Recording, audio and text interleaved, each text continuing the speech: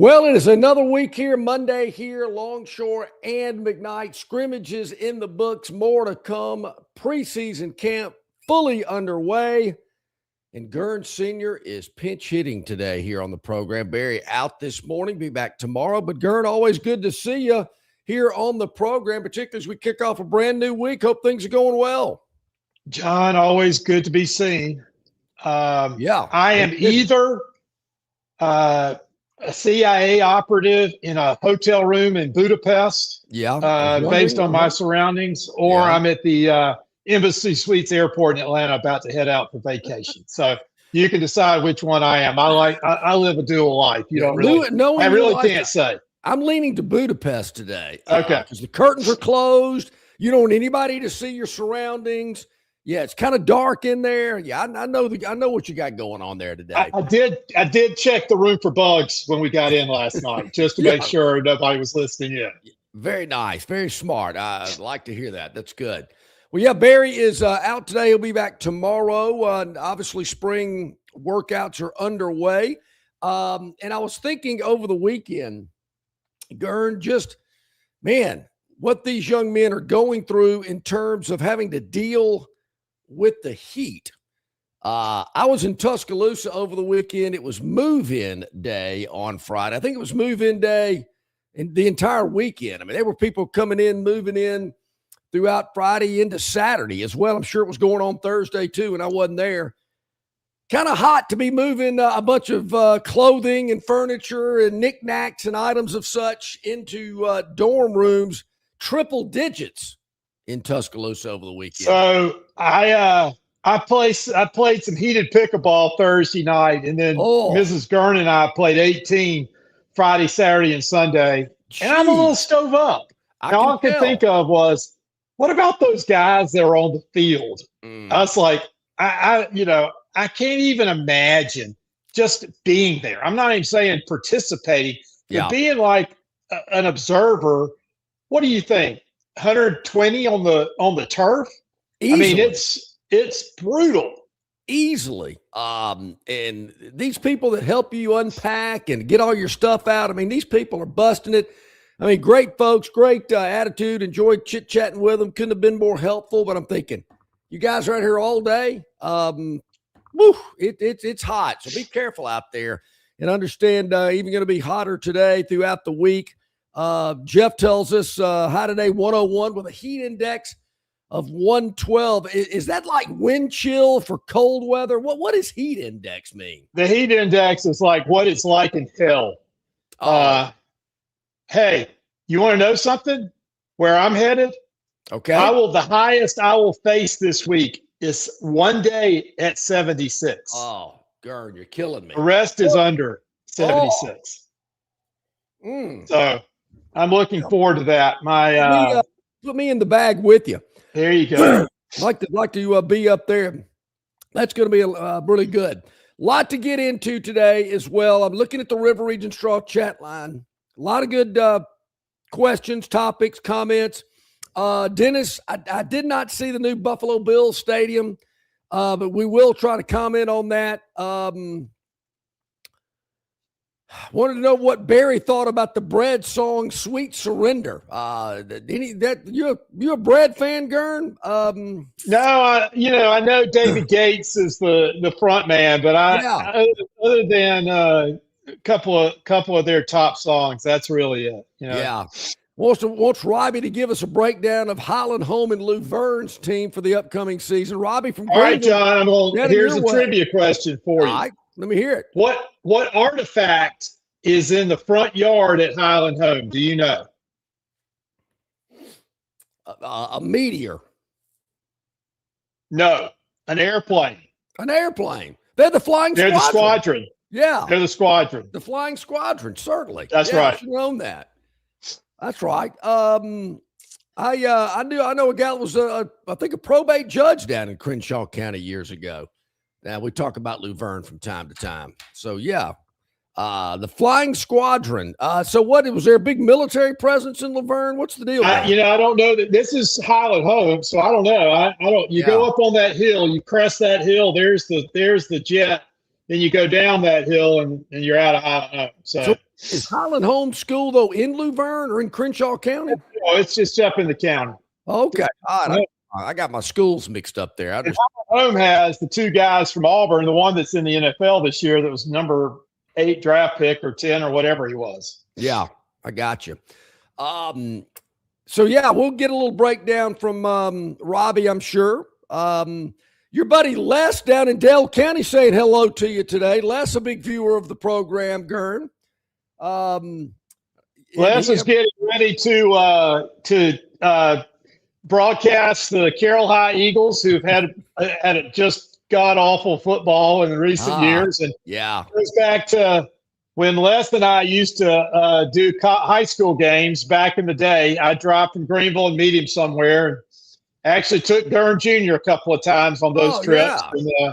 And, it was we always had a good time. We always commented on the other team's mascot and whatever good food was at the concession stand. That was our but my one of my favorite moments is we can't get a signal. We were operating off a cell phone, and Les had to hold the cell phone outside the press box down in Atmore for Escambia County, who are the Devils.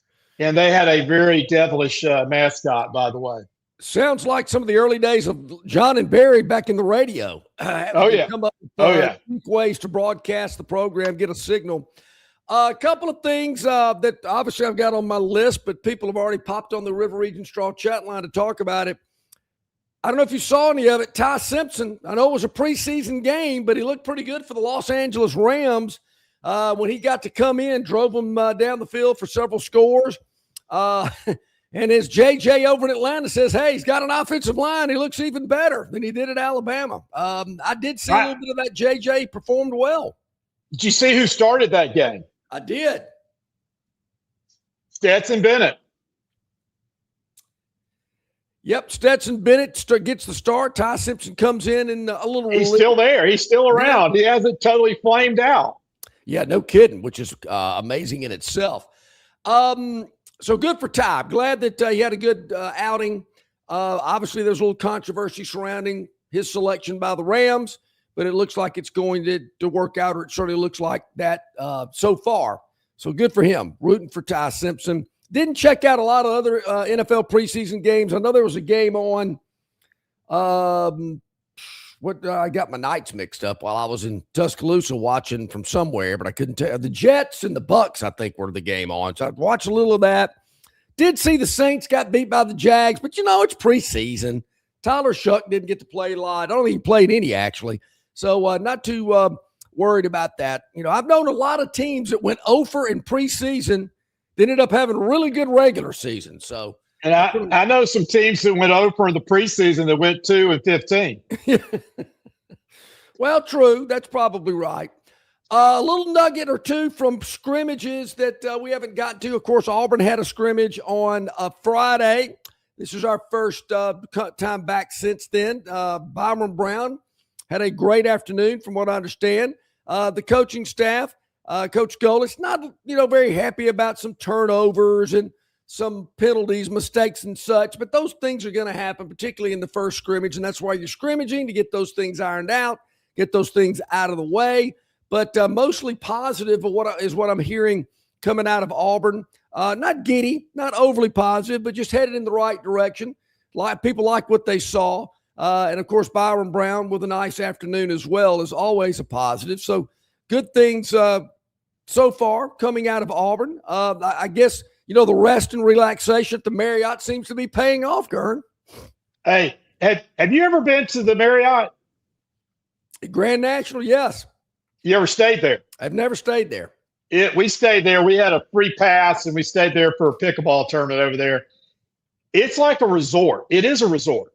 The pool, and this is summertime, the pool area, there were probably 200 people there. It was packed. It's it's in the middle of nowhere. It's just kind of in the woods. Grand National's kind of in the middle of nowhere, but you've got all the residential around it, all these people moving in for either game days or just retiring there. So it's a huge community. It's It's very nice. I mean, it Yeah, is it really is. I mean, nice that over there. whole setup, I've always thought Grand National was probably the prettiest location on the trail. Just the topography and just, the land around it is really, really pretty. It is kind of out there on its own. It's very quiet and tranquil. But the Marriott and all the other perks and things that they have there, amenities are really, really nice. Gurn, I haven't spent a lot of time at the Grand Hotel. I've actually won a 2-night stay at the Grand Hotel. I got closest to the hole in a tournament up at Capitol Hill. I'm not sure when I'm ever going to use it because I have other places I go usually in that part of the state, but you never know. I might. But I was down there for I go to wedding. conferences there. It's very popular. Yeah. Oh, very popular. So you need to go when it's not so popular. Well, that's what I was thinking because I went to Fairhope for a wedding about a year or two ago. And we were just kind of biding our time on Saturday afternoon before the wedding later that night. And we went down to the Grand Hotel. And it was during football season, so we wanted to kind of sit around and watch some games. And somebody said, just go sit out by the pool. They've got a great bar, a couple of bars out there by the pool. The place was packed. I mean, this is in like October, and we had a hard time finding a place to park, get a place at the bar, whatever. But, I mean, it was a happening spot, and I'm thinking, wow, I would have never thought. And a beautiful location, but I'm amazed that because, it's not like you're on the beach. It's not like you're going to the Gulf of America. It's you're on Mobile Bay. You're on a stagnant body of water. Yeah. But it was packed. Pool was hopping. People were everywhere. And there again, it's a beautiful location. Of course, those 2 golf courses they have there and all the other amenities. So, yeah, I might have to take use of that. I would never – my chipping game is not as good as it used to be. So when I got up for this closest to the hole deal, it was like a 100-yard shot. You had to hit a shot off the practice range onto this practice green. And I'm thinking, well, I'll give it a shot. And lo and behold, I mean, it was my lucky day. A one hopper landed about that close from the pin. I went, I might have a shot. Tournament's over. They're handing out the awards, and I'm the guy that wins it. I went, oh, man, 2 nights at the Grand. Thinking, when am I going to use this? But I might have to make time for it. Yeah, it's great. Great location. That's why everybody's moving to Baldwin County. Oh, you think? Man, is that the fastest? It used to be Shelby County. What's the story? What's the fastest growing? Madison is up there. Athens, Limestone, and Madison. That area is popping. Then Auburn, Opelika was popping for a while too. But Baldwin County, I mean, it's just crazy. It's interesting you say that. Of course, this sections of Baldwin County, I don't want to get popular, so I'm not going to talk about it. Probably you feel the same way as I do. But another thing I noticed over the weekend, who were the smart people 40 years ago that thought, college towns are going to be great places to live? You just don't come here for 4 years and leave. And I'm amazed that college towns, and I'm sure it's this way across, maybe in Athens and Oxford and Baton Rouge and Gainesville as well. But obviously in the state of Alabama, Auburn, Tuscaloosa have just, blossomed. Just boom towns. Since we were in school there, I don't know what it's like at South Alabama or UNH or places like that, but I'm sure Troy's a little bit that way as well. I'm amazed at the growth and the population in these cities. Well, the people who have, there are people who have always kind of made a living off college towns, and I think they saw it. And when Alabama started expanding, bringing in out-of-state students and building the houses with 5 kids on each floor and renting them for $1,500 a month or whatever it is, and knew they could cash flow. The people. It's the Philip Weavers. It's the Rumseys. It's the all those McGiffords. They are crushing it in the real estate business in Tuscaloosa, and they're same in Auburn. Yeah, same folks. I spend a lot of time in Auburn. It's a great place to spend time. And it is exploding. So it's amazing to me, Gurn. We had dinner at Saban's Hotel Friday night, the Alamite. It was packed to the gills. Hotels are packed. Downtown's packed. Can't get in anywhere. People walking around all over the place. It's amazing. It really is. And the game day condos, geez. I mean, where are these people coming from? But they figured it out. There's no doubt. All right, speaking of Tuscaloosa, as I mentioned, I was there over the weekend. Still some conversation about their first scrimmage. Got scrimmage number 2 coming up. But what's going on with Alabama's running game? Is it going to be more of the same? You heard somebody talking about it all summer. What's going to be different from what you saw last season? Well, now with some injuries, could be another case of a unproductive running game. We'll talk about it when we come back. Break number 1 is fast approaching. I'm surprised Chris from the Bammer hasn't told us it's time for a break. So maybe we're on schedule today. Who knows? Let's do it. Gurn Sr. Sitting in for Barry today. He'll be on with us. And then hour number 2, Gurn's got a secret mission that he can't tell us about. Lindsey Bonner, my television partner from CBS 8, will hop on in hour number 2. Looking forward to talking with Lindsey and getting her thoughts about the upcoming season. And keep your chats coming on our River Region chat line. You can email us longshoreandmcknight@gmail.com. We love the emails as well.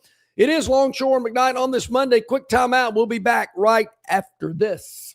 Longshore and McKnight are brought to you in part by Stivers Automotive, Stivers Ford in Montgomery, and Stivers Chrysler Dodge Jeep Ram in Prattville. For the absolute best on-site selection, service, and price, no other dealer can match Stivers.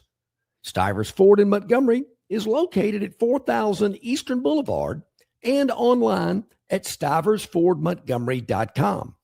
Stivers CDJR in Prattville is located at 2209 Cobbs Ford Road and online at stiverscdjr.com. Longshore and McKnight have been Stivers customers for over 15 years. You should be too. Stivers Automotive, where price sells cars, trucks, and SUVs. All right, man, grab a Budweiser and take a knee. It is the best time of the year. It's baseball season. That means sunshine. It means behind-the-back peanut tosses. And it means sharing some cold, frosty Budweisers with your boys. Because there's nothing more American than watching America's game with America's beer. So let me ask you something. Are you ready to bring your A game? Are you ready to cheer every frozen rope down the line and amazing catch at the warning track? Are you ready for pitchers' duels and slugfests? Tell me, are you ready for the thrill of an incredible walk-off victory? I can't hear you. Are you ready for Budweiser and baseball? Then get on your feet, raise an ice-cold Bud, and let's make this season larger than life. Great times are waiting. Grab some Bud! Enjoy responsibly. Budweiser Beer, Anheuser-Busch, St. Louis, Missouri. Local banking expertise, the newest innovations and technology, personal attention, genuine hospitality. It's all just part of the Riverbank and Trust difference. They invite you to experience it for yourself. Welcome to Banking Above and Beyond at Riverbank and Trust. Locations throughout the River Region, locations throughout the state of Alabama. Riverbank and Trust. This summer, Dixie Electric Plumbing and Air is on a Jurassic hunt for the oldest HVAC systems and water heaters in town. If your system is a fossil, now's your chance. Replace it between June 1st and July 31st and you could win big. We're giving $2,500 back for the oldest HVAC systems and $1,000 back for the oldest water heater. Even if you don't win, you still score major savings on your new HVAC system, water heater, generator, and or garage door. Don't let your systems go extinct. Call Dixie and it's done. Okay, welcome back in, everybody. About 19 minutes past the hour here on this Monday. Glad you're with us. Gurn Sr. hopping on with us today. Barry out this morning, back tomorrow here on the program. Obviously, a lot of talk here on the program, excuse me, and elsewhere about Alabama's scrimmage on Thursday. And I know it's just a scrimmage. It's just a scrimmage. This is the time to get things ironed out, get things ready to go for the regular season, and you open up against teams like East Carolina and Kentucky, you should be able to get some things worked out. Florida State, South Carolina, Mississippi State. do think South Carolina might be more than they're wanting to handle. Been a tough matchup the last 2 times these 2 teams have played, but everything surrounding the running game, the offensive line, who's going to be the quarterback? Defense dominated the scrimmage. Defense is ahead of the offense. Seems like we hear that a lot, and okay, that's good news. Defense playing well. Does it mean the defensive line's really good? Or the offensive line's really not that good, so it made the defensive line look better? I'm one of these conspiracy theory kind of guys, Gurn. There's got to be something wrong somewhere. Everything can't be great. No, the defensive line's great. Well, why are they great? Is the offensive line not any good? Maybe I shouldn't John, think you are the way. glass empty. Yeah. It's not half full. It's half empty. No, it's empty. It's completely empty. Completely empty. Well, I said last week, right now, and it could change, but right now I've got Alabama losing 4 games this season. Now, that's not 4 regular season games. I've got them losing 3 regular season games, and wherever they go in postseason, which will probably be the Capital One Bowl against Penn State, they'll lose that one to end up with 4 losses on the year, because I don't think they're going to make the playoff with 3 losses. But there again, we hadn't started the season yet. Could change between now and the kickoff on September the 5th. Or I could feel differently after I watch them play a real game on September the 5th and probably the 12th on the road. I think that's going to be a good measuring stick as well. But Bob from Pike Road, I know what he's thinking, because, Bob, I've been thinking it too. On our River Region Straw chat line, Bob says, A.K. Deer is out for 6 to 8 weeks with a high ankle sprain. Bob, I'm not certain that's the injury, but you're in the right general area. Adre Crowell hasn't been healthy since he arrived at the capstone. That's true. Offensive line played soft as a pillow in the scrimmage. Same song, different year, broker of mediocre. All right, a couple of things here, Bob. There again, A.K. Deer is going to be out for several weeks. E.J. Crowell. This young man was injured as he left the protective stadium playing surface in his last high school game. He went across the field in Tuscaloosa on some device that you usually see people with ACL injuries using. You're kind of propping your knee up on this little scooter thing and you're kind of moving along with that one leg kind of deal. He's been in Tuscaloosa, not going to scrimmage. Is it, I don't want to scrimmage, I don't want to play because I don't want to get hurt again, I'm good, I'll be ready to go by the regular season? Or is it some injury that is a little more serious than we think? I've heard different stories on this young man, but I just do find it interesting that he has basically been injured since he arrived on campus in Tuscaloosa. Is somebody going to snap their finger and he's going to be 100% when the season starts? To me, he is a big mystery and certainly a highly recruited player in high school. Always a risk when you have to rely on a freshman. Oh, unless his name is Herschel Walker or Bo Jackson. Yeah, but I wonder about that. It is what it is. Oh, you got what you got now. You better find something. So I understand Trayshawn Brown, a 3-star recruit that they picked up, kind of a diamond in the rough, if you will. Very high on him, but is he capable of replacing a guy like A.K. Deer, E.J. Crowell? I don't know. Daniel Hill is getting a lot of run this preseason camp. Look, I'm rooting for them. I'm hoping that they can have a running game of some semblance. But some of the numbers, if you go back and there again, I'm not a big stats guy. If you go back and look at the numbers of Alabama's rushing last year, rushing yards, it's amazing they won as many games as they did. Well, we had a good quarterback. He got us through a lot, and that's we'll see. I think this quarterback's going to need whoever it is, whichever the two is going to be, have to pick up the speed from a rushing perspective to get us extra yards and also be able to run the offense. So I think both of them can. We've got quarterback. I'm not worried at quarterback at all. I really am not. I mean, sure. I don't think they'll be super. Both are under, don't have the experience, but they're both capable. And, we've got good skill players out on the outside. So, you got South Carolina lost two of their top receivers for the season. But the number one look right now is nothing good can come out of practice right now. No. Injuries are injuries. You just got to hope they don't happen. Yeah, the South Carolina. We were talking about this last week. It's one of the national writers has his top 10 freak athletes, and some wide receiver for South Carolina was number one on the list. Yeah, he's the guy who's the track star. Yeah. And he's like 6'4", 240 and runs a 4.3, that kind of thing. He's a track guy. Hands aren't the best, but he can damn sure he can go. Well, the last two games between Alabama and South Carolina, if it's, they were nail biters. You couldn't get in the comfort zone, as I like to call it, watching games like that. I mean, they were down to the wire.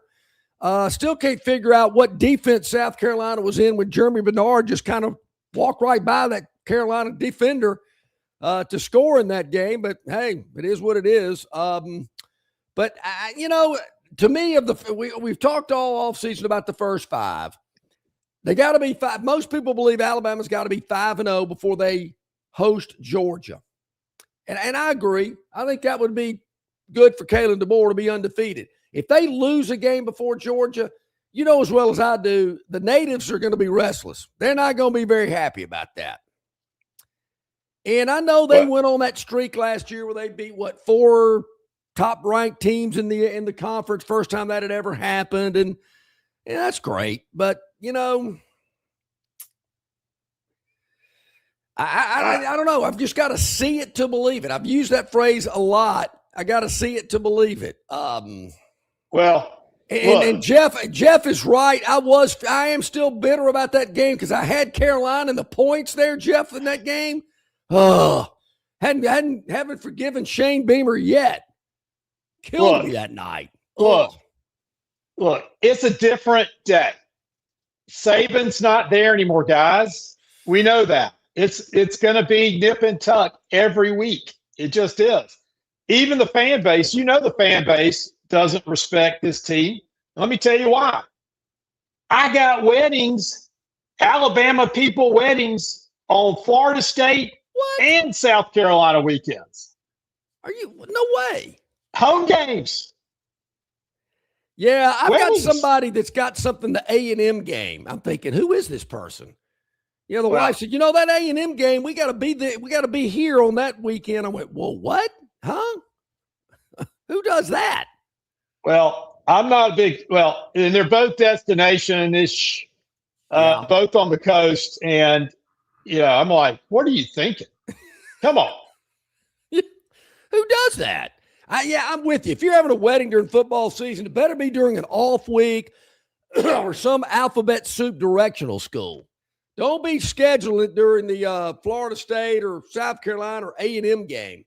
And it's kind of like, I guess you got to do it once. I think Alabama might have 2 this year, maybe the Chattanooga game. But it's that dreaded 11 o'clock kick. And unfortunately, Alabama's is the first weekend when it's probably still going to be 100 degrees.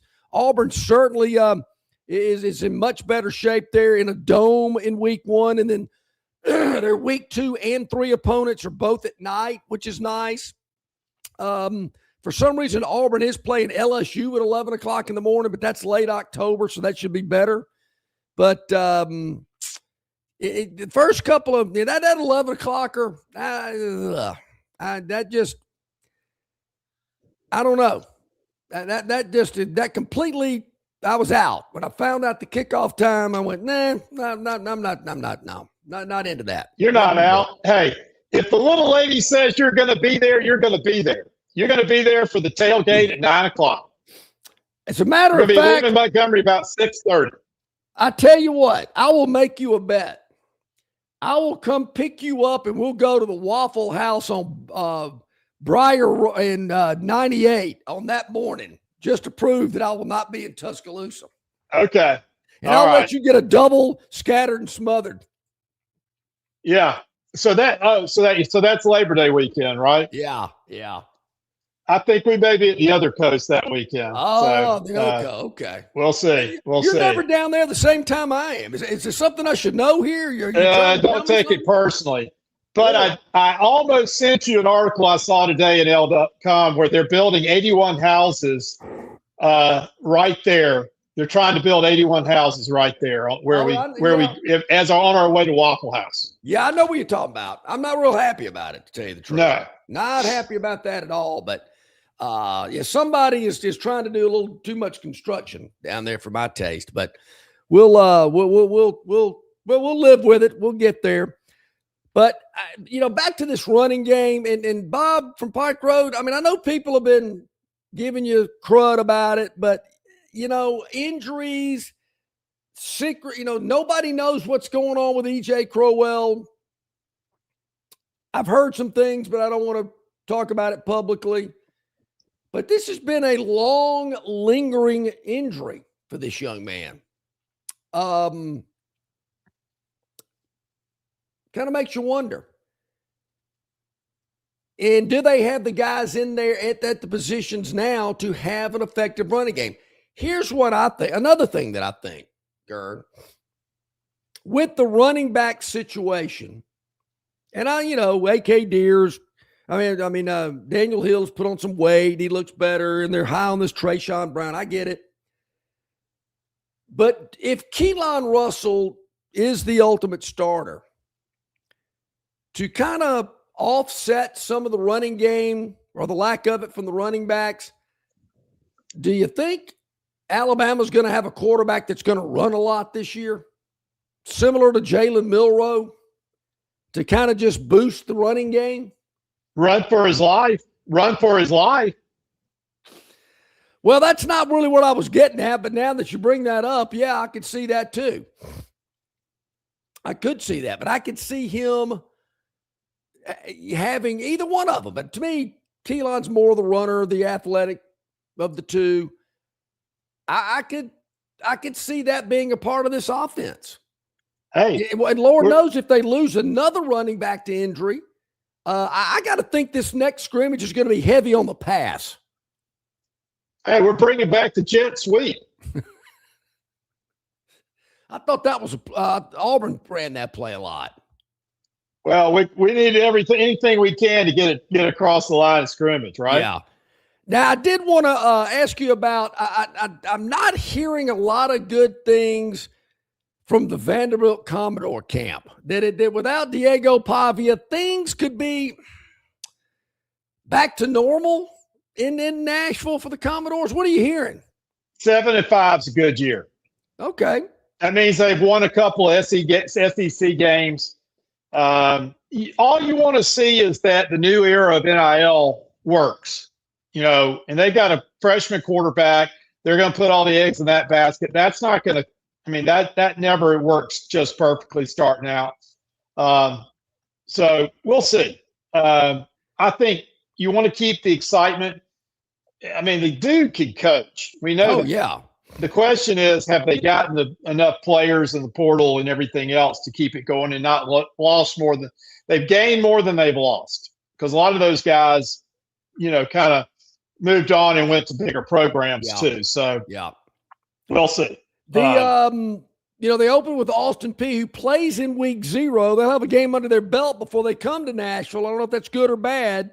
Then Delaware, a couple of wins you would think right out of the gate. NC State at home. I'm not hearing a lot of good things about NC State either. Then they travel to Auburn, to Georgia, Ole Miss, Arkansas, certainly winnable. That's in Nashville. They're at Kentucky, possibly a win. At Mississippi State, could win there too. Alabama at Florida and Tennessee. So could be an interesting year with the Commodores. 7-5, huh? That's bowl eligible. I think that's a W. That's a victory for the year. Big W there. They gonna be any better in basketball? I'm a little down that the Commodore basketball program has not been as good as it has been in years past. What? Yeah, made the finals. Come on, man. The years of Will Purdue trucking up and down. No, we've got great coach, great team. We made the finals of the SEC. It's all good. All right. Okay, Chris the Bammer says it's time for our next break. He knows what the story is here. Hey, John. Yeah. Hey, John. On the backside of this, I want to come back and talk about Senior Day. Sure. Yeah, definitely. We'll do it. Senior Day, always a big time. It is about 25 minutes at the top of the hour. It is Longshore McKnight. Hit that like button. Hit that subscribe button. Really important. We really appreciate it. Helps with the algorithm. Of course, you can always check us out on YouTube, Facebook, X, Instagram, Spotify, iTunes, Yellowhammer News, yellowhammernews.com, and the Yellowhammer News Facebook page. We really appreciate it. Check it out. But hit that like button. Hit that subscribe button. Very important. Quick timeout. Back with more right after this. Located just 8 miles north of Alabama's state capital, Capitol Hill features 3 18-hole championship courses. With more than 1,500 acres of golf and nature, the pure magnitude of this facility is amazing and allows each course to be drastically different from the others. Capitol Hill also features an innovative 360-degree driving range, 400 yards in diameter. Capitol Hill offers a fully stocked pro shop with the latest equipment and apparel. Great food and beverages in the clubhouse can be enjoyed both before and after your round. Get your group together and hit the trail. Go to rtjgolf.com/Capitol Hill for tee times and more information. In sports, if you think joy only happens after you win, think again. Look at the world's most successful athletes like Serena Williams, Brooks Koepka, and Alex Morgan. They don't spend all their days grinding away. They take time to enjoy themselves, like getting together with friends over a Michelob Ultra, because they know that happiness is the key to winning, and that joy is the whole game, not just the end game. Michelob Ultra. 95 calories, 2.6 grams of carbs. It's only worth it if you enjoy it. Enjoy responsibly. AB Michelob Ultra Light Beer, St. Louis, Missouri. Phoenix Physical Therapy is ready to help patients recover, recharge, and rise. They develop a customized therapy plan for each patient to get them back to enjoying their favorite activities. Their experienced team is committed to providing exceptional care in a professional environment. Whether you're looking to prevent or treat an injury, recover from a recent illness, or recuperate from surgery, schedule an appointment with one of their clinics and take advantage of physical therapy, athletic training, workers' comp, and employer solution services. Get back in the game, get back to work, and get back to life with Phoenix Physical Therapy. To find a location near you and to schedule an appointment, go to phoenixphysicaltherapy.com. That's phoenixphysicaltherapy.com. Okay, welcome back in, everybody. So glad you're with us here today. Gurn Sr. hopping in for Barry today. He'll be back tomorrow. Lindsey Bonner, my TV partner at CBS 8, will hop on in hour number 2. Gurn, you mentioned something about Senior Day. Unfortunately, this is kind of a tough spot for me here because I never made it to Senior Day in my first rotation of college. They didn't do it when I went back to finish up my degree, but in the late 80s, I missed Senior Day, so I don't know a lot about this. Did you see what Ohio State did? No, I didn't. What did they do? Okay, so that's where I'm going with this. Ohio State has changed Senior Day to be the first game of the year. Okay. We're talking basketball? The reason being is that their last game of the year is against whom? Michigan, their top rival. Yep. Should Alabama change its Senior Day? Oh, to the third Saturday in October? To avoid the issues in November, Thanksgiving weekend. Well, I thought you were talking, what do you want to have this little ceremony? I'm sure Saban hated it, had to go out there and shake mama's hand and give him some roses and all that kind of stuff or whatnot. I'm sure Saban couldn't stand it because it probably just distracted him and it wasn't part of his game plan. But, other than 2010, Alabama's been pretty successful against Auburn on Senior Day at Bryant-Denny. So, I don't know. I guess they'll keep it there. I'm not at the game normally by the time that kind of stuff is going on, so I don't see that. If I don't hear the whistle blowing for the referee to start the game as I'm coming out of the elevator, then I'm there. I'm on time. But I don't usually see Senior Day, so I don't know what it's really about. All right, John, I want you to ask Lindsey Bonner this. Okay. I think she's from Cartersville, Georgia. That is correct. You know who else is from Cartersville, Georgia? The quarterback for the Jacksonville Jaguars, Trevor Lawrence. Wow. Okay. See if she went to high school with Trevor Lawrence, and if he had the long flowing locks. How did he in not high end school up like at he Georgia? did in college? How did he end up at Clemson? Well, they were good. I mean, they were one of the top 3 teams in the country. That's where he ended up in Clemson. And obviously, you'd have to assume it's Clemson, Georgia. Oh, yeah. Yeah. So sure. You think. I don't know. I mean, you'd think. So I will certainly ask her that. All right. There you go. Yeah, I certainly will. I will ask her that. Lindsay played collegiate golf as well. She's a very good golfer. So golf today. What games are you going to this year, John? Well, now that you ask, I will be at the Georgia game. Of course. October the 10th. That's a family requirement. Well, the bride is a Georgia grad, but it's also junior parents weekend. Okay. Who puts the junior parents weekend for the Georgia game? But anyway, that's a tough hotel. Got that covered. Got that. Not a hotel, but somewhere else. Got that covered. I'm telling you, that's the biggest issue with going to games. For if you don't, Birmingham, you're fine, right? Totally. But agree. anywhere else, driving back at night or even driving back, it takes all the fun out of it. I'm driving back Saturday afternoon going, this drive sucks. And that was your drive's an hour shorter than my drive. Yeah, and it's probably the 250th time I've made that drive, and I'm thinking, this sucks. I mean, I don't know what it is. It's the stretch from Maxwell Air Force Base to the 4-lane in Centerville. That stretch is horrendous. So going back, though, John, going back, you're cruising. You got that 4-lane. You got to decide whether to go 75 or 78. And 75 is a little too fast for that, but you can probably not get a ticket going 75. Go over 75, you might get a ticket. Then you hit south of Centerville. And then you see it coming. You see that exit that takes you the way we go. But once you hit that, it's 2 lanes of wood trucks. You're exactly right. So I'm leaving Tuscaloosa Saturday afternoon, and I'm thinking this should be nice. Not a lot of traffic on a Saturday. I mean, getting out of Tuscaloosa, Skyland Boulevard, McFarland is just disaster. Yes. And then I finally get off that, and I'm getting on 82 and think, okay, finally, the traffic's moving, 4-lane. I'm going about 75. I did see a state trooper going. He was going westbound. I'm going eastbound, and he didn't even blink an eye.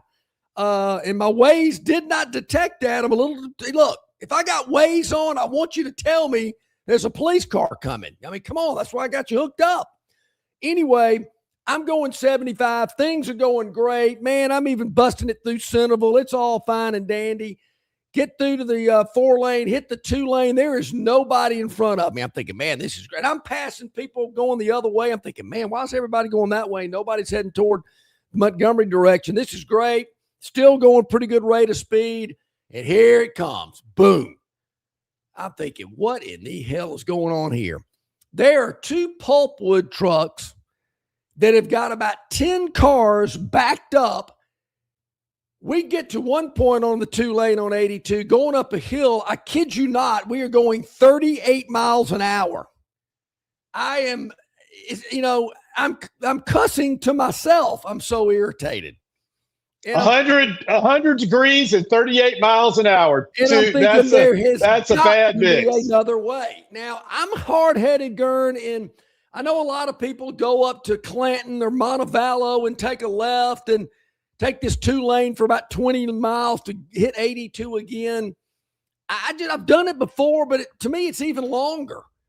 It's like people that go on 459 and to come to Tuscaloosa from Montgomery. Hey, no wood trucks on 459, buddy. I get you that. All right. And it's 4-lane the whole way. I get it, but seems a little longer. A Saturday afternoon on 65 is a parking lot, so you don't need to go that way either. No kidding. But, I mean, I'm thinking, I guess the paper mills weren't on Saturday too, I guess. And I'm thinking, what's up? Of course they do. Yeah. I mean, these trucks can hardly get up the hills on 82 going 38 miles an hour. And I'm going, oh, you got to be kidding me. And sometimes you get here's the deal. I've got the fix. Okay. Here's the fix. Okay. You become the next head of the Alabama Department of Transportation and the Tuberville administration. Okay. You 4-lane Montgomery to Tuscaloosa all the way. Yeah. Well, I've thought about that. Subject has come up so many times, but I wonder how you could 4-lane it, because some of the 2-lane stretch there are winding up and down. You're thinking you couldn't put another lane next to whoever constructed 82 from Prattville to Centerville must have been drunk. Because, I mean, there's just no rhyme or reason for a major roadway to have the turns and twists and ups and downs. And it's horrible.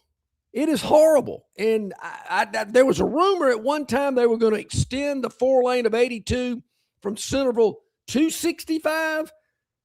I don't know why they can't. Obviously, it's, they don't have any money to do it. I know a way they could get some more money in the state and build some more roads, but nobody wants to listen to me. But it's just frustrating. And you're right. Coming home at night, I've done it many, many a time. Sucks. Terrible. And it ain't much Maybe better. You could be on the new head of the gaming commission for the state of Alabama. How about that? I like that as a retirement gig for you. Show in the morning, gaming commission during the day. Yes, I am in on head of the gaming commission. You better believe it. Kind of like in the Godfather movies where Michael's appearing before the Nevada Gaming Commission. Exactly. I like that. At one time I wanted to be on the Alabama Boxing Commission, but I don't think we have enough boxing matches in this state to really make it worth my while. Now that Deontay Wilder's retired, we don't have anybody else boxing. Yeah, but I don't know. I mean, you're right. I mean, it was a just. What's the word? I don't want to say uncomfortable. It was just agonizing, I guess, on 82. And the more I drive it, the more I'm thinking, I don't want to do this. And that gets me into the old grumpy curmudgeon. I'd rather watch it at home on my television. And guys like Greg Byrne and John Cohen at Auburn, they know that. They know they got a group of fans that are thinking, I'm done. The money, the time, the expense, so much that has to go into it. You asked me what games I'm going to. Georgia, I'm sure there'll be 2 or 3 others. I mean, I got a vested interest in going up there in tuition and frat bills. So I guess I might as well get my money's worth. But going to every home game? No way. And I hadn't done that in forever. But, I'm thinking maybe Florida State or South Carolina. No. I'm not going to the Iron Bowl. Why? Because it's Thanksgiving on Thursday. Do I want to leave to drive up there? Well, I'll put it this way. If somebody drives me up there and lets me sit in their box, I'm in. But I got to go up there and drive, and I got to park and all that stuff. No, forget it. Not even worth it. So there'll be, I would say, probably either the Florida State, South Carolina, one of those two, Georgia. I'm We'll be out of town for the A&M game. I mentioned that earlier. Wow. I might only make 2 games this year. Maybe have just 2. Have you ever wondered why you've never been asked by Greg Byrne to be on the Byrne notice to pump up Alabama athletics? I do get that email from him. I don't usually read it because it's usually dealing with a tennis player or soccer or cross country, so I don't really read a lot of it, but I do get it in my inbox. There you go. You know, it's not so bad. All right, here's something that came up earlier from Bob. Earlier this morning. Here it is. Don't forget, Bob from Pike Road called for the firing of the broker of mediocre after the disaster in Tallahassee. Never forget this. The hat must be done eventually, should be done immediately. Bob has been big on that. He has talked about that a lot. Who else you going to hire? That's the one thing that gets me about a statement like that. Okay, you might not like Kalen DeBoer. You don't like what you've seen so far. But who are you going to hire? Bob, that's who I want to know. Who are you going to go after? If they do make a move, which I don't think they will, unless there's some horrible off-the-field issue, or they go 3-8 or 3-9, they're not going to eat that buyout. But in a world of, let's just see who it might be, who are you going to hire? Is there anybody at the Gurn you could think of? No, I mean, not really. I mean, anybody is going to be a guess. And, it's not just, let's be honest. I mean, I'm a homer, but it's still not just a normal job. There's so much that comes with it. It's one of those jobs that carries the baggage of people caring or criticizing or whatever. I mean, you got a fan base now that team went to the playoffs, and you can't get it. I mean, we're ready to fire somebody, and we went to the playoffs. So I don't know. I'm not pulling for. The people are going to start gnashing, their teeth and going crazy. But I'm still going to ask the same question a month from now, 2 months from now, if that happens. Who are you going to hire? And I can't get an answer from anybody. I mean, I'm not criticizing you, Bob. I see where you're heading here. In 2 years, I can't say I've seen a lot that makes me feel like they're going to win a national championship. And that's the ultimate. That's what you do when you come to Alabama. We'll see how year 3 pans out. But year 2 tells me, I'm not seeing a national champion. But who are you going to hire? I mean, I've heard, well, if Southern Cal fires Lincoln Riley, DeBoer's going to Southern Cal. Well, we'll deal with that when it happens. Yeah. Ifs, ands, or buts. If you But my thing is, I've always talked about the soup of the day coach. And I go back to Gary Barnett at Northwestern. You remember him? Oh, yeah. Took him to the Rose Bowl. Hottest thing out there. Colorado hired him. I think he ended up going maybe to a Big Ten school or Michigan or something. I don't know where he ended up. But he flamed out. He was the hottest thing going because what he did at Northwestern, couldn't do it anywhere else. So I'm a little weary of what I call the soup of the day coach. And I get it. There are not a lot of coaches out there like a Nick Saban that are tested national championship caliber, ready to move to the next, ready to go to somewhere like Alabama. They're not out there. But in the last 44 years, how many good coaches has Alabama hired? Two. So, DeBoer will see is to be seen. So yeah, you're right. I'm with you there, but you're right. It's Stallings and it's Saban, and that's a good point. That's a good way to think of it. I mean, there are not many out there, and the way Alabama. I mean, for all the dominoes to fall like they did for Alabama to get Saban is a miracle. I mean, it's unbelievable how everything fell into place, and that's a lot of it. Timing is everything. I mean, you think about it. I'm a big fan of John Summerall. I think John Summerall would have been phenomenal at Auburn. I think John Summerall would be good in Tuscaloosa, but the timing's not right. I don't ever see that happening. How many great coaches has Auburn hired in the last 46 years? Well, would you consider Gene Chizik a great coach? I mean, one. I mean, Dye is the only one. Well, the reason I throw Chizik out there, he did win a national championship, but they don't think enough of him over there to put a statue up of him. So I guess they don't think Chizik was a very good coach. They were. Why they got rid of Malzahn and hated him, I'll never know.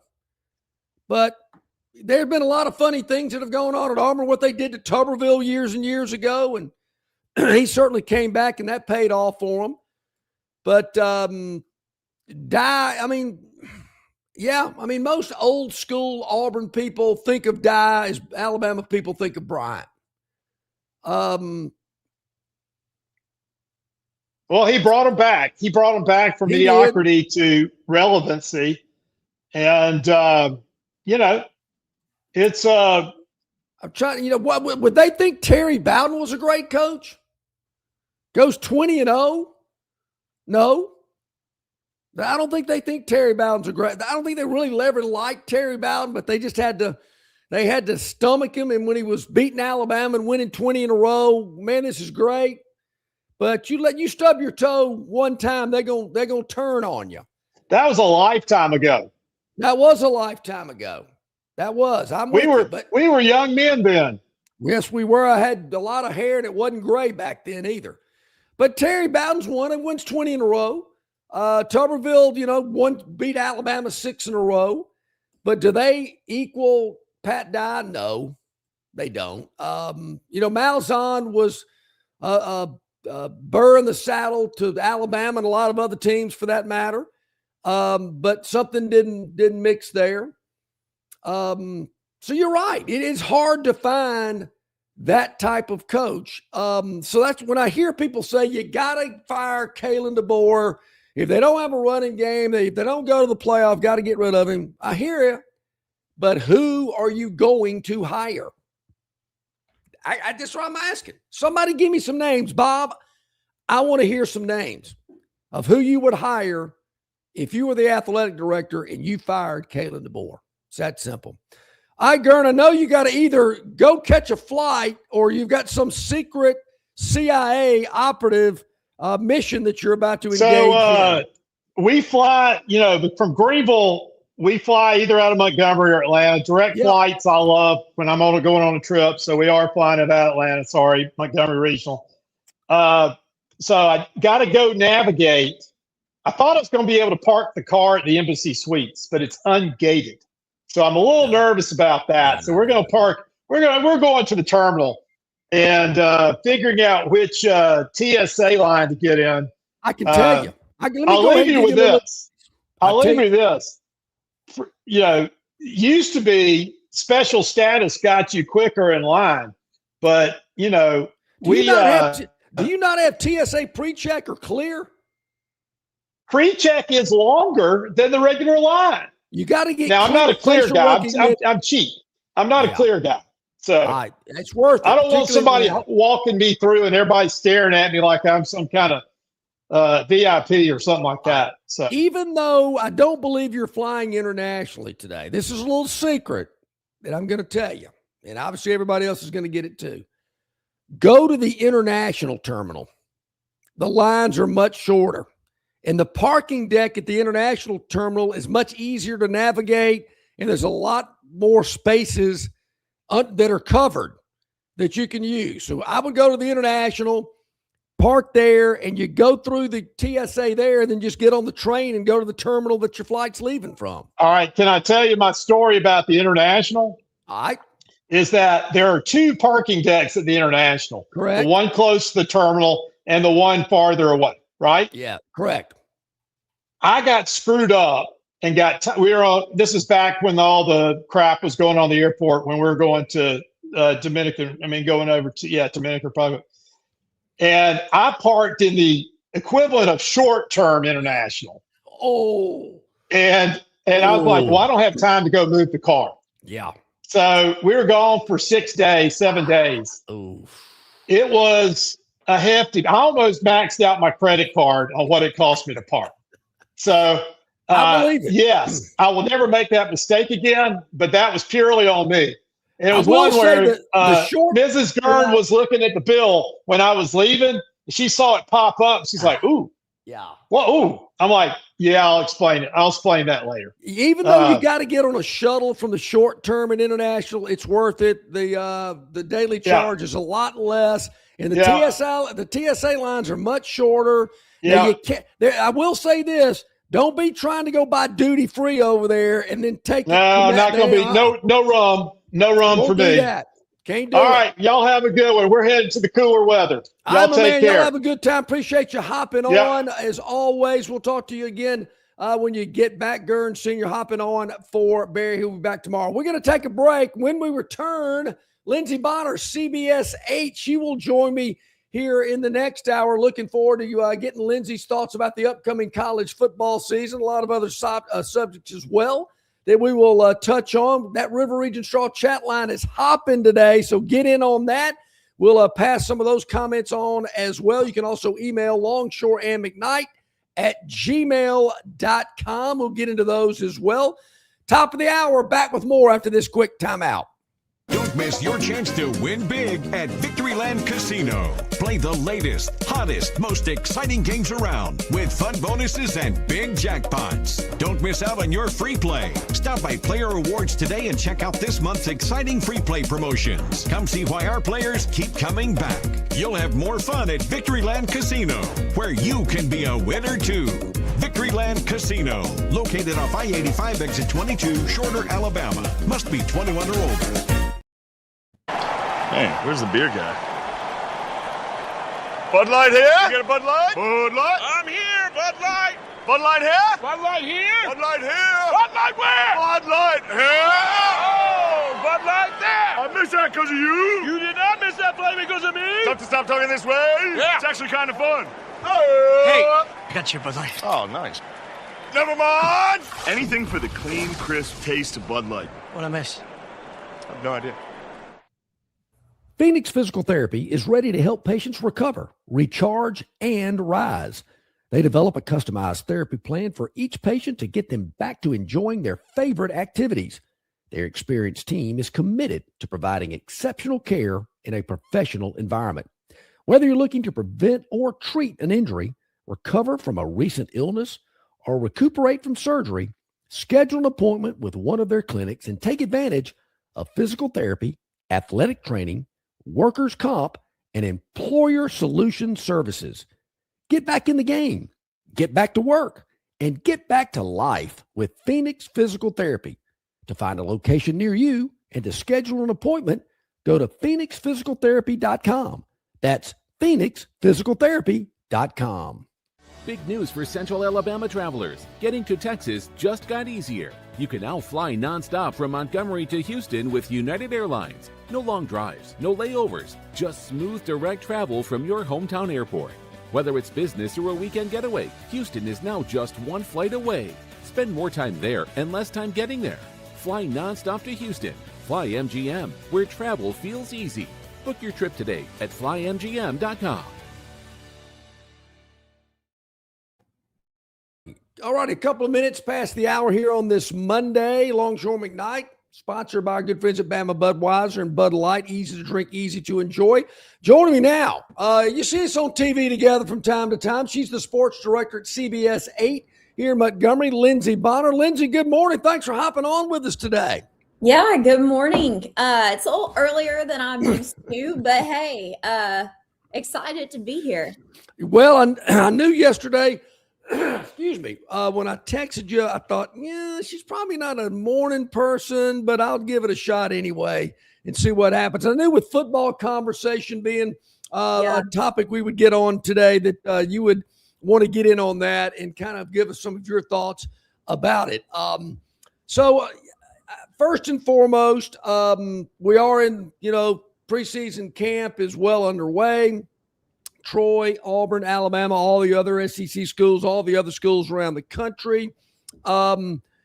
Is there really, before we really dive into it and get down to the nuts and bolts of it, is there anything about preseason camp so far that has surprised you or been out of the ordinary, or anything that you thought, wow, I didn't see that coming? Or has it been pretty much, business as usual? I think it's pretty much been business as usual. The only thing that I can think of really, and this is old news at this point, is Alex Golesh taking the team over to Opelika to the Marriott, it's a Marriott over there at Gurn National, correct?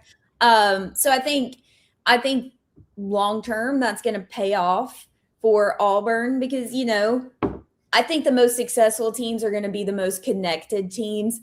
And I think this is really going to continue to help this team connect. So I am expecting big things from Auburn. I don't think necessarily it's all going to be because obviously they're staying over there at the hotel, but I think that's going to play a part of it. So I think they're going to be a really connected team. Yeah, from their news coming out of their scrimmage on Friday, Byron Brown had a good day. Obviously, an experienced quarterback at this level. Really looked good. I know that's something that the fans and the coaching staff is happy to hear about. Just normal first scrimmage type things. There were some turnovers. There were some penalties, stuff like that. Those are things you get cleaned up this time of year. But all in all, everything I'm hearing out of Auburn, pretty good. Pretty good first scrimmage for the Tigers. Yeah, I was kind of shocked listening to the press conference to hear Alex Golesh at the beginning say it was sloppy on both sides and the guys really need to humble themselves to be coached. I don't know if that was more like coach speak or, but that made me a little nervous. But the more I continued to listen to it, felt a little better about the Tigers. But, his rhetoric there at the beginning kind of had me a little nervous, not going to lie. Yeah. I've wondered since earlier this summer when this came out, Las Vegas posted Auburn's win total at 6.5. And I thought, wow, that is incredibly low. I was listening to some national and regional programming over the weekend. Our man Phil Steele, who joins us every year, is on Saturdays on college sports on Sirius XM. And I was listening to Phil and some of those guys, and that came up about Auburn's win total. And I thought it then, and I think even stronger about it today. I'm extremely confident that Auburn's going to win at least 7 games this season. Yeah, I've gone through the schedule multiple times, and I think at least 7. And I think your ceiling, you're looking at 9-3. Yeah. And I think to do that, obviously, the first 4 or 5 games of the schedule are going to be crucial. That Florida game, week 3, being one of them. I think if you can go out and get that Florida game, you're setting yourself up for a lot of success, because then you get to October and you've got that gauntlet you have to get through in October. And I think if Auburn can go and get 2 of those and go 2-2 in the month of October, I think you could potentially be looking at 8-4, 9-3 for the Tigers this season. Yeah. I think so too, Lindsay. And those first 5 games are so important before they get to the off week. But I'm thinking they're going to drop either Florida or Tennessee. If they win both of those and are 5-0 before they go to Athens on October 17th, that'll be huge. But I'm thinking one of those games they're going to drop. So 4-1's kind of what I'm thinking out of that gauntlet. They certainly don't want to be 3-2, obviously, but I see them 4-1. And then there again, Georgia, LSU, Ole Miss, Alabama are the 4 most difficult games remaining in the way that I see it. So yeah, I mean, and this happens in the decades and decades I've been following Auburn. They're going to beat somebody they shouldn't beat. Yeah. They're probably going to lose a game they shouldn't lose. Yeah. They're going to beat somebody. And I'm saying that somebody's Georgia, LSU, Ole Miss, or Alabama. They're going to be underdogs in those games. It wouldn't shock me if they won one of those games. Yeah, I personally, they're not getting the win in Athens, and they're just not getting the win in Athens, John. We won't go there. But, I'm pretty high on Alex Golish and these Tigers, and we'll see here in a couple of weeks if I'm right. But I have them getting that Florida game just because it's at Jordan-Hare. I think Jordan-Hare pushes them over the edge. I think these fans finally have something they can get excited about and have reason to be excited about. Let's pull up that schedule here. All right. I've got to bring you one of these handy dandy helmet schedules that Barry sends me every year. I've got one for every conference, as a matter of fact. Oh, really? I need one of those. Yeah, you can just the helmet schedule there. But I have a helmet schedule at the office, but unfortunately I'm at home right now. Okay, so I have the schedule pulled up.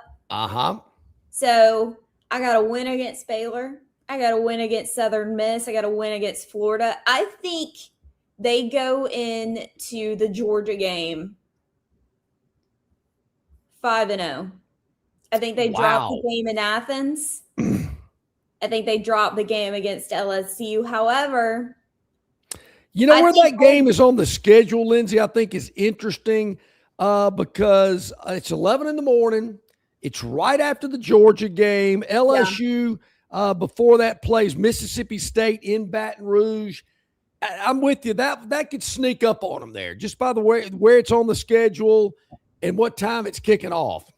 Yeah, I think that they go to Oxford and get the win, though. I think that's the game. They're going to go in as the underdog. I think they go get the Rebels in Oxford. I personally am not very high on Ole Miss this year. I think they take a step back. I could be wrong. I think Trinidad Chambliss was lightning in a bottle. I'm not very high on Pete Golding. I think it was magic with Lane Kiffin and Charlie Weiss Jr. running that offense. So I don't really see the Rebels getting back to where they were last year. So that's why I think, Auburn's got a chance to go in to Vaught Hemingway, work some magic. Arkansas is going to be a win. Mississippi State, a win. Stanford, obviously a win. And then Alabama, I think we're in for a treat in the Iron Bowl this year. Yeah, I think it could be interesting as well. Not sure ready to pick a winner there just yet. No. When we get to Alabama, maybe break that down a little bit more. But back to that Ole Miss game for Auburn. What I find interesting for the Rebels is where it lands on their schedule. Yeah. Ole Miss is at Texas the week before they host Auburn, and the week after they host Auburn, they host Georgia. To me, that's the ultimate sandwich game for Auburn to be right in there. Kind of, we're still kind of thinking about Texas. Just barely let it slip away against them in Austin. And then we got Georgia coming up next week. Oh, we got Auburn this week? Yeah, okay, whatever. We got Georgia next week. So a good, perfect look-ahead game for the Rebels for Auburn to come in there and maybe steal one on the road. So that, I'm a big believer in where games fall on the schedule. People have told me I'm crazy about that forever. Oh, it doesn't matter. They're still playing. I don't know. I mean, parts of the year, they're getting a little tired, or maybe, and they might not go 100% this week because the next week we got this. So I think where Auburn falls on Ole Miss's schedule, watch out. Colonel Reb. That could be tough. Yeah, absolutely. I think there is something too as well, scheduling where certain games fall, because and definitely like proofs in the pudding, we've seen it happen. Look ahead games, and two, if you're coming off a very emotional game, I mean, you can say all you want, player and coach speak. We're looking ahead. We're looking to this game only. It's not true. We're all human, and we get hung up on the emotions of it, and so we'll see. I like Auburn's chances to go to Oxford and pick up a win. So yeah. And, if Auburn finishes the year, wow, they go 9-3. Whew, I mean, they will be just doing backflips. Oh, yeah. Go ahead and start building the Alex Golish statue. Sure. So, but the big thing, the big hurdle that the Auburn fan base wants to get over is Georgia and Alabama. I mean, going 10-2 would be great, be awesome, double-digit wins. But what do we have to do to beat Georgia and Alabama if those are the two losses? It would still sting a little bit because it's been a long – I can't remember the last time Auburn beat Georgia. it was in I mean, it had to have been 10 years ago, over 10 years ago. I remember was being in either college or high school. Let's see. I went to a Georgia-Auburn game in Jordan-Hare. It was in close. 2017. Yeah. I was a freshman in college. Terrible. Was that game in Athens or in Auburn? Let's see. 2017. I'm just trying to think of because At Jordan-Hare. Okay. Golly, it's hard to believe it's been that long. Wow, man, that's amazing. So yeah, they're ready to beat Georgia. They're ready to beat Alabama. But 10-2 would be great. But they want to be able to do it. I do think that, like I said, I think they'll win more than the total that Vegas has for them. I think that's low. I think a lot of people feel that way as well. I think the schedule sets up for them. That game, though, September 19th against Florida, Lindsay, to me, that's the game that could really catapult the team and the fan base. The fan base might get a little too over their skis a little bit, but I just think beating Florida, this was a big rivalry back in the day when Coach Dye was there. They played Florida every year.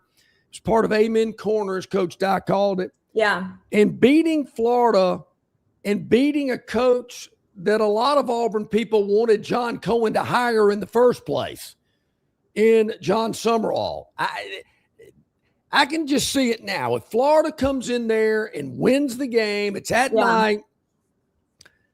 Auburn fans are going to be walking back to their cars, talking to one another, saying, I knew we should have hired that guy.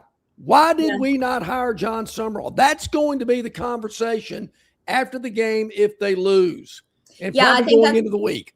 Yeah, I think that is the Super Bowl, honestly, for Auburn this year. I think John Cohen's job, in my opinion, kind of rests in Alex Golish's hands that week if they can go out and get the win, because Summerall was supposed to be in Auburn right now. It was kind of a botched deal, but that's going to be interesting. Can't wait for week 3. I will be in Auburn, and that's honestly, John, the game I'm most excited for. Yeah, I'm looking forward to that one too. I'm with you. That's actually going to be a good week. Alabama hosts Florida State, a little revenge game from that game in Tallahassee last year. I believe that's a 2:30 game, and then you fall into the Auburn Florida game right after that. So week 3 is going to be really, really good. So, yeah, Auburn, I think we both agree, they're going to win more games than the so-called experts in Vegas think they're going to win. I certainly could see this team winning 8 games and going 8-4. That would certainly be over the total that they have posted. So, yeah, looking for some good things there. When we get back, we'll talk about the Crimson Tide as well as all the other teams in the league and where they might how they might play out this upcoming fall as we get closer and closer to the start of the season. Here it is, the 17th day of August, and the SEC gets going in full strength on September the 5th, less than a month away. Let's take a quick timeout. Yes, when we come back, we will squeeze in the Phantom's Daily Dog. We do that each and every day here on the program, so we will do that. And we'll continue on with Lindsey Bonner, sports director at CBS 8 here in Montgomery. Don't you go anywhere. Got a lot more to go here on Longshore and McKnight on this Monday. Quick timeout, back right after this. The Destin Connection Seafood Market at 3750 Norman Bridge Road in Montgomery has the freshest seafood direct from the Gulf of America. I'm talking red snapper and grouper, all sizes of Gulf shrimp, jumbo lump crab meat and crab claws, Louisiana Bay oysters, and New Bedford scallops. They are a full-service seafood market and kitchen serving po' boys, dinners, and sandwiches. You know, many well-known restaurants in the river region purchase their seafood from the Destin Connection because they know it's the absolute best. Call ahead and your order will be ready for pickup. The Destin Connection Seafood Market, 3750 Norman Bridge Road. Call 288-4272. That's 288-4272. The Bush Guide, cold and smooth survival skills. If you encounter one wolf, chances are there's a pack nearby.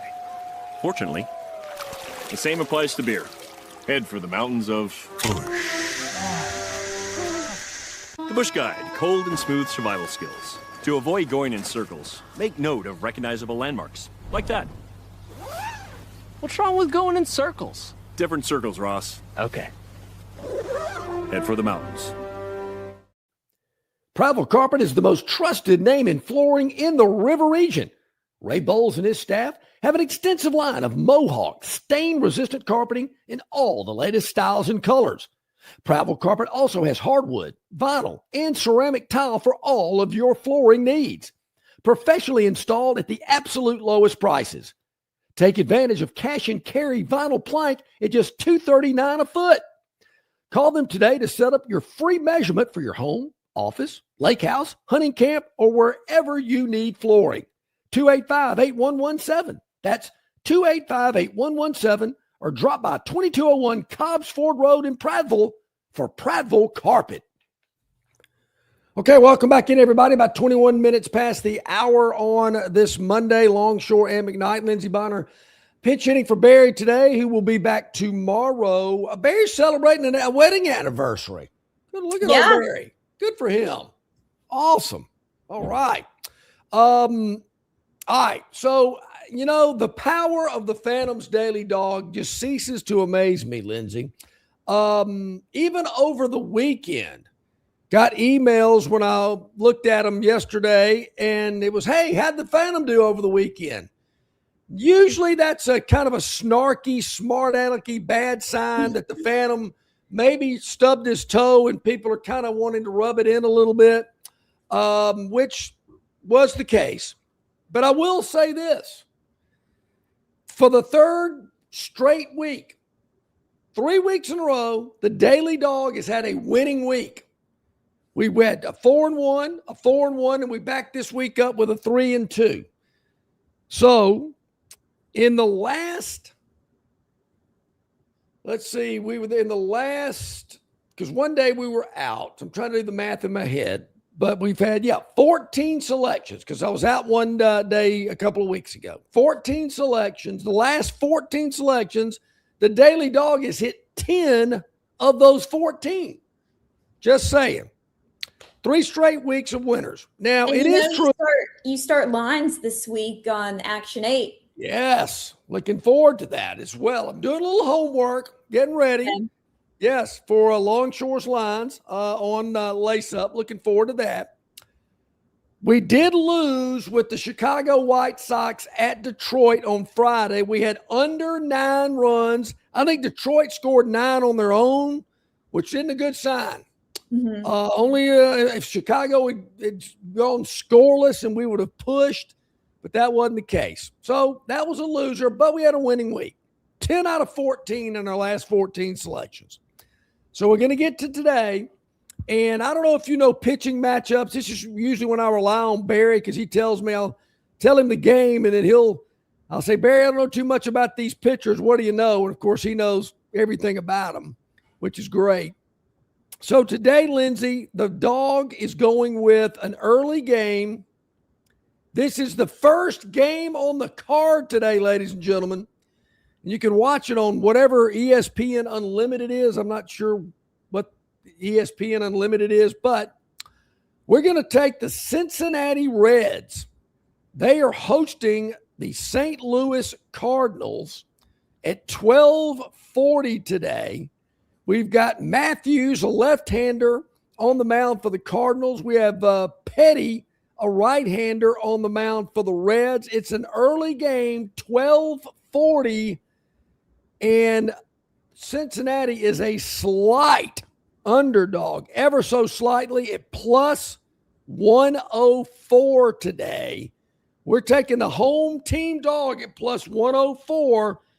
Cincinnati hosting St. Louis, 12:40 this afternoon. You got to get out on that one early today. That is the Phantom's daily dog. And if it hits, the Phantom would appreciate some, hey, attaboy, Phantom. Way to go.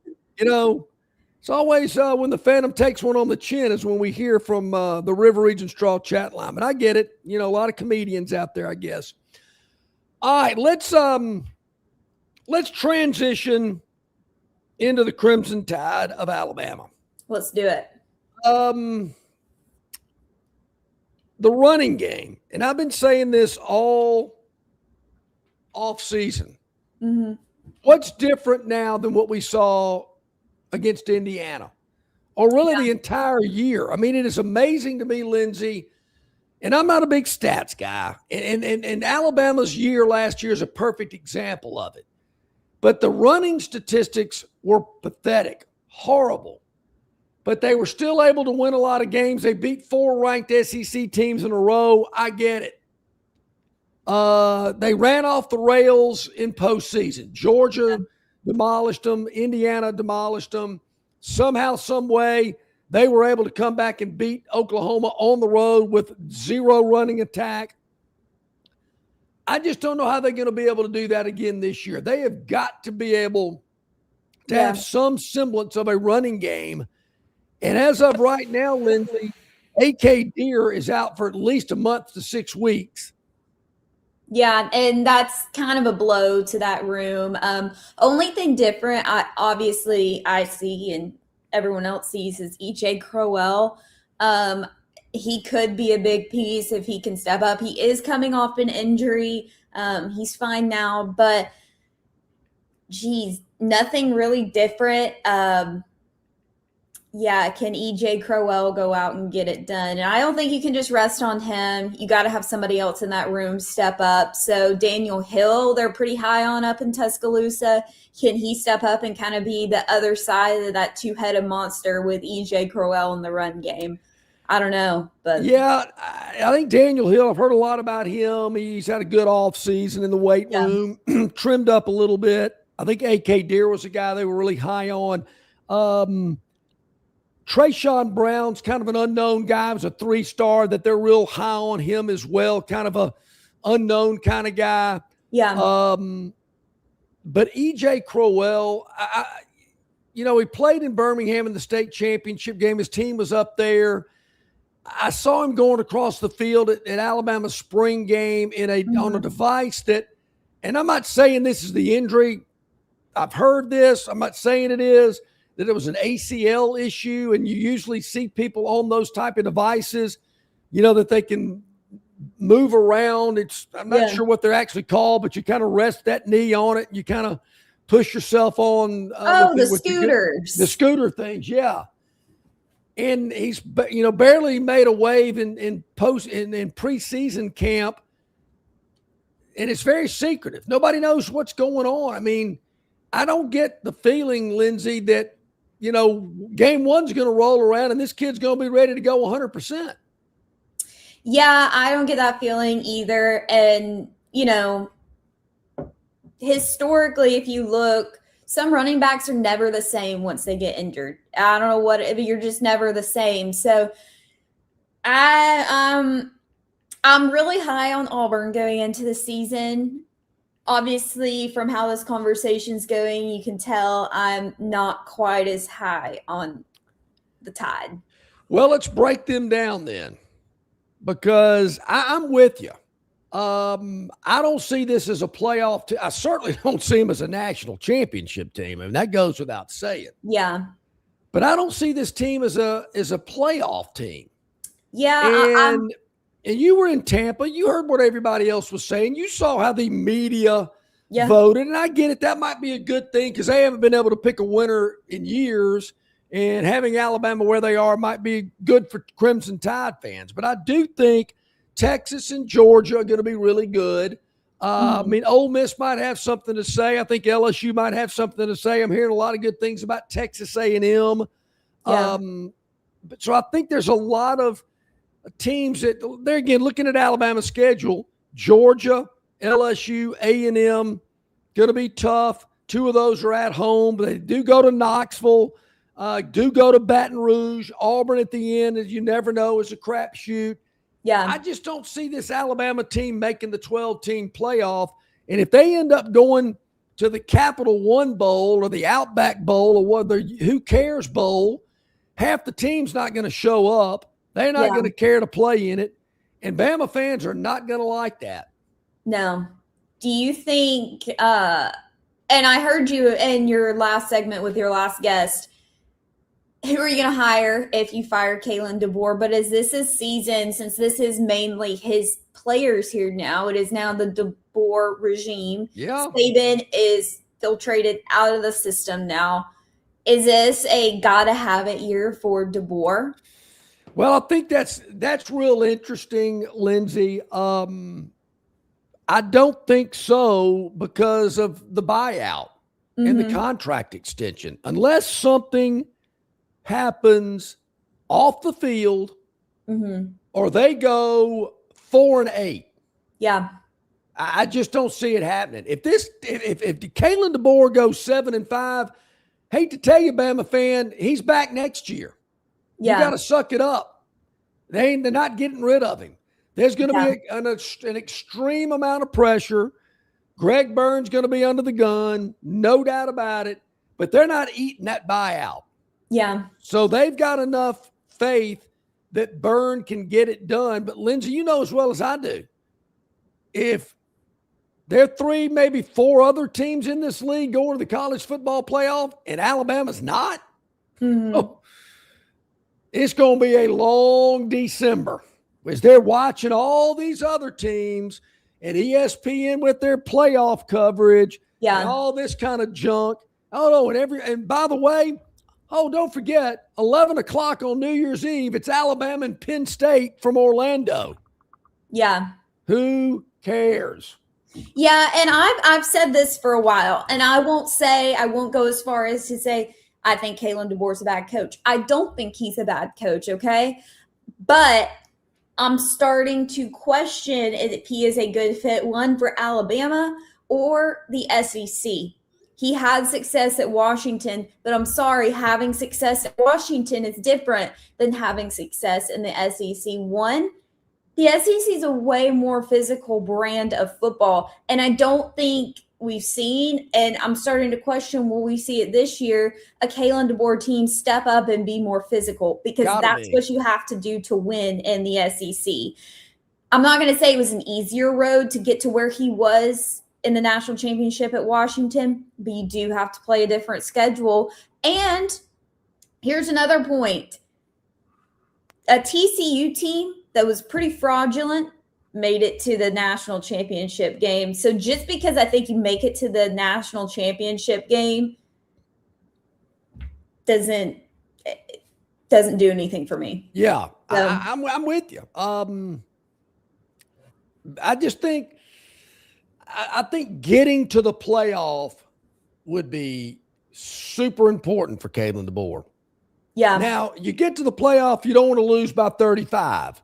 But if you just get to the playoff and you're competitive, and, so I've said this about Auburn, don't lose games late in the fourth quarter. Have maximum effort. Act like you should be there. Yeah. Alabama's got to do the same thing. They can't just lay an egg. Getting to the playoff, you get beat by a late field goal or, the clock runs out on you or whatever. Yeah. But you've got to avoid it's interesting, Lindsay. I heard somebody mention, Alabama beat 4 ranked SEC teams in a row. First time that's ever happened in the league.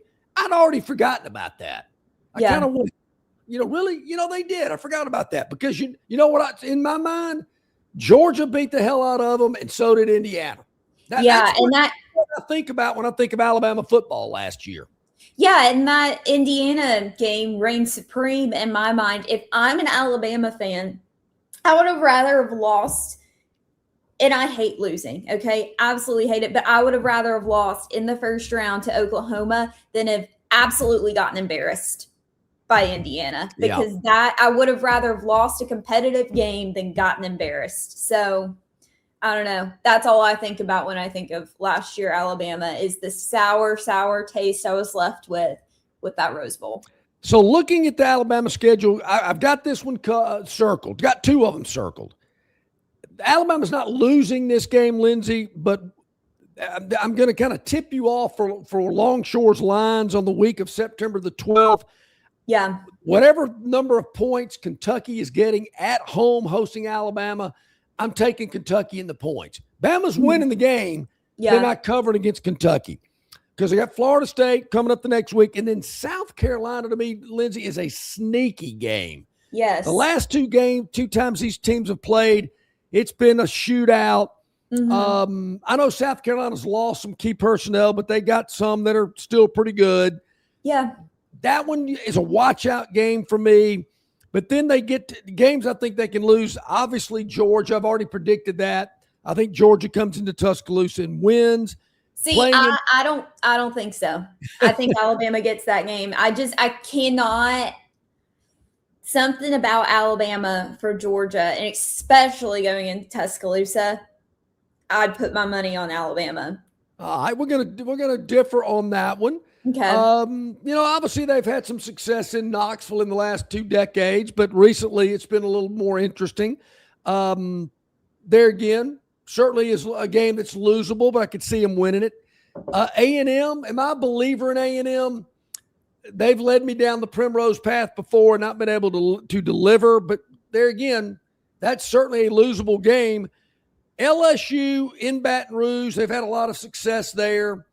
I think they could as well. It's kind of like Auburn. Can I see Alabama losing one of those 2 games? Yeah. Yeah. I could see them losing either LSU or to Auburn at the end of the year, depending on where the direction of where these programs are going. I mean, if Auburn's having that year we just talked about and they're up maybe on the verge of winning 9 games and Alabama's trying to win their 9th, it could that Iron Bowl could be extremely interesting. Yeah. But there again, I'm still kind of stuck on a 9-3. And does 9-3 get you in the playoff? No, doesn't. Does anybody know the last time Auburn has won in Tuscaloosa in the Iron Bowl? Well, I was at the game in 2010 when they had the cam back. And I know people that can spit off games and the years and the scores. Trying to think. Now, there were some tight ones. I mean, every time that Alabama faced Gus Malzahn, I remember there was like a 55-44 game, something like that. When Malzahn came to Tuscaloosa, there was kind of a nail biter that Alabama won. Somebody said the Cam year. That was 2010. Okay. Yeah, that was the 2010 game. The thing about Auburn went on to win the national title. Auburn came into that game undefeated. Alabama, I believe, maybe that was the year that they lost at South Carolina. Trying to think. But I will say this. My sidekick, Cameron, at work. Yep. Diehard Alabama fan. Will never say a bad word about. I've never met an Alabama fan so diehard. Yes. And if Auburn goes to Tuscaloosa and wins that whole ride back to Montgomery, I'm just gonna be. I might as well be playing On to Victory on the Bluetooth. Yes, you will. So Alabama's got like a 27-7 lead at halftime in that game. Auburn scored right before halftime and was getting the ball back to start the third quarter. And I'll never forget, at halftime I said, fellas, this one is not close to being over. Auburn gets the ball, struck third quarter, drives field, scores. It's 27-14. Then, of course, early in the game, Trent Richardson had a pass, hit him in the numbers across the middle. There was nobody between him and Meridian. He would have scored. But anyway, it was an interesting afternoon, to say the least. One thing before we take our next break, I think Joe asked this question. Let me see if I can find it up on the chat line. Basically wanting to know who I would hire. Well, I'm not the one that made the statement Bob from Pike Road did about getting rid of DeBoer. I asked the question, who are you going to hire if you do? I don't Bob see anybody Pike out Road. there. Yeah. Hey, that's your friend, Bob from Pike Road, isn't it? He doesn't know my name. He's always like, your guest. Well, Bob from Pike Road, my name is Lindsay, and here I am showing up on another one of your favorite programming. Get used to me. Not your guest. It's Lindsay Bonner from CBS 8. But I don't know right now. No, I don't. Who do you hire? You don't. So you're stuck with who you got. You just can't. It just doesn't work that way. Oh, get rid of it. We'll worry about that later. No, doesn't happen. All right, we got to take our next break. Let's do it. We got about 20 minutes at the top of the hour. I believe in about 10 minutes, it is the Gurn Jr. Victoryland 777 topic wheel. Lindsay, it's something we do each and every day on the program. Gurn puts some topics together. We spin the wheel. Wherever the topic lands on, we have never seen it. Don't know what's coming. We're seeing it for the first time, just as our audience does. So we kind of break it down live on the air, what the topic might be. And I will tip you off on this.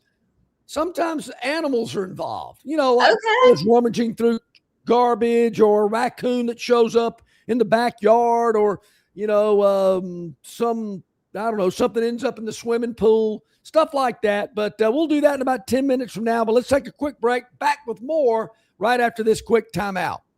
Known by avid golfers as one of the most beautiful and challenging stops on the Robert Trent Jones Golf Trail, Cambrian Ridge in Greenville lies just 40 miles from Montgomery. It is well worth the ride for any golfer looking for 27 holes of jaw-dropping golf.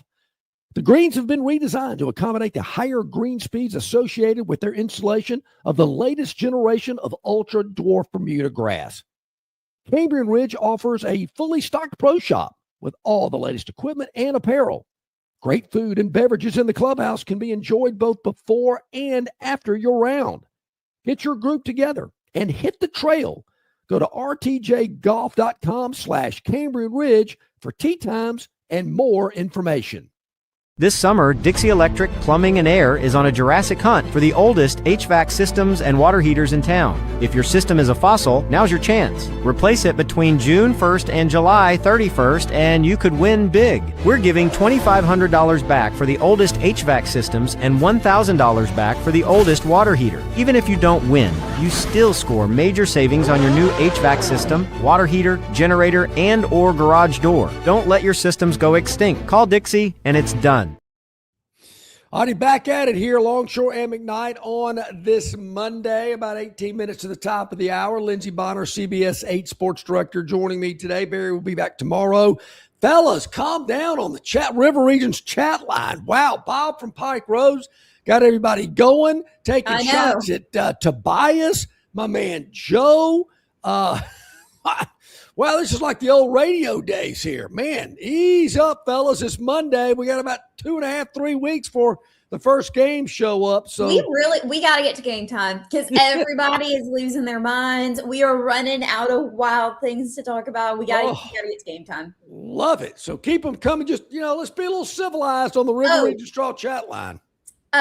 Bob from Pike Road. Yes. He really wants Alabama to hire Brent Key. And I'm not loving that pick. Well, he likes Brent Key. Bob is a big offensive line guy and likes coaches that coached offensive line and all that kind of good stuff. I don't have a problem with Brent Key. I think he's done a good job at Georgia Tech for what it's worth. But do we remember the last offensive line guy that coached in the SEC? He really didn't have that much success. Yeah. That would be Sam Pittman, I believe. How about the last coach Alabama hired with Georgia Tech ties? That didn't go well either. Yeah, his name was Bill Curry. I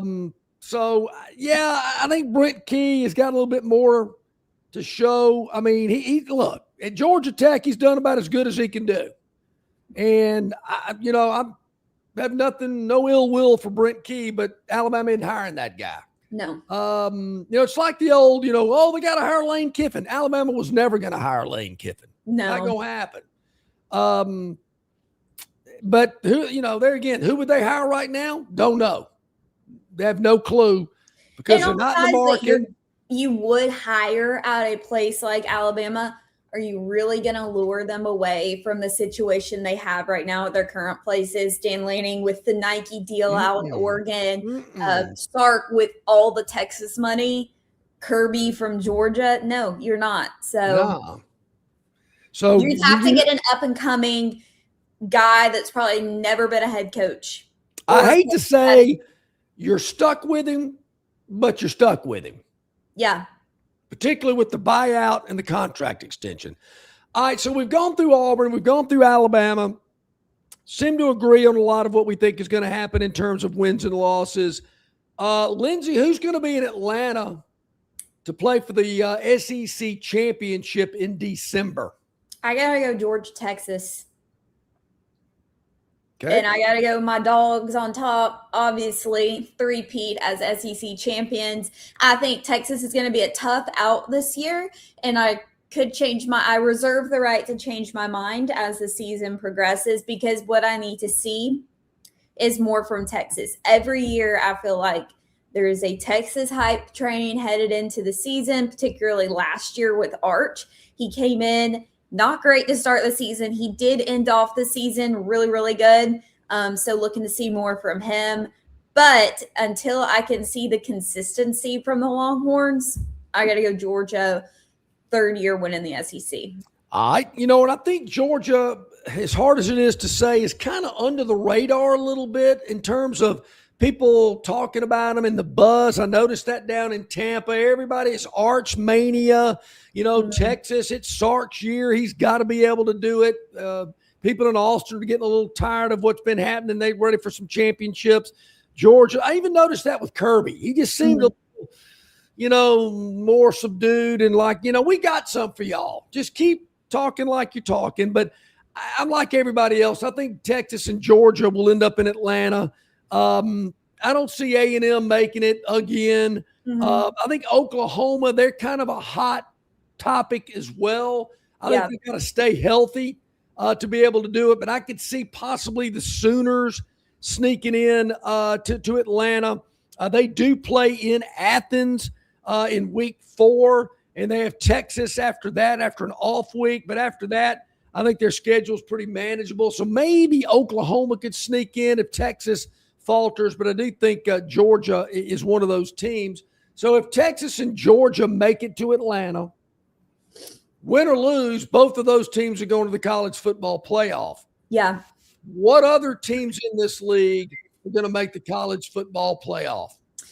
Obviously, I think LSU is. I think very highly of the duo that is Lane Kiffin and Charlie Weiss Jr. I think that is a lethal offensive duo right there. And if you're looking for a guy that has no head coaching experience that some school out there quickly is going to snatch up and take a chance on, it's going to be Charlie Weiss Jr. So I think the LSU Tigers will go to the college football playoff. I'm a little 50-50 on the Rebels. Like I said, I think you're either going to see them plateau or take a step back. But I'm kind of looking at the Aggies right now thinking, hey, if I can see some more consistency from Marcel Reed, I like the Aggies' chances. I get the sense that there's going to be one of those teams like an A&M, like an Oklahoma, maybe Ole Miss, but I'm kind of like you. I think Ole Miss kind of had their year last year, and they're not sneaking up on anybody. But I could see a first-timer in the SEC championship game. And those 3 schools would certainly be first-timers. Yeah, I'm reading the comments over here. And Bob from Pike Road, Lanning sucks and is overrated. Nobody wants Dan Lanning. Okay, speak for yourself. If Kirby Smart up and went to I want Dan Lanning as a coach. I think he's a great coach. And in fact, he already coached at UGA. So yeah, that's your opinion. I don't think that he's overrated. And how about roll damn tide ahead of him though, right above Bob DeBoer, 3-0 against Dan Lanning. Oh, that was it. That was at the Pac-12 back then, or whatever that conference was before they went to the Big Ten. DeBoer's got a good record against Sark. Yeah, but I don't think those teams or those schools, those coaches got beat by 35 in a game. People say I got to move on from that, Lindsay. Come on, you got to move on from that 35. I can't move on from it. I just cannot move on from getting beat by 35 points. Yeah. Some people don't want to do it. So, yeah, Texas, Georgia.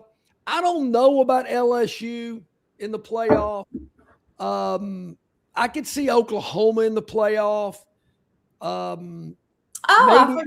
I forgot about the Sooners. It's early. My brain's still waking up, y'all. But yeah, I think this is definitely, speaking of the Sooners, for sure got to have it year for Brent Venables. Yeah, but I like what I heard from John Mateer at SEC Media Days. So Yep.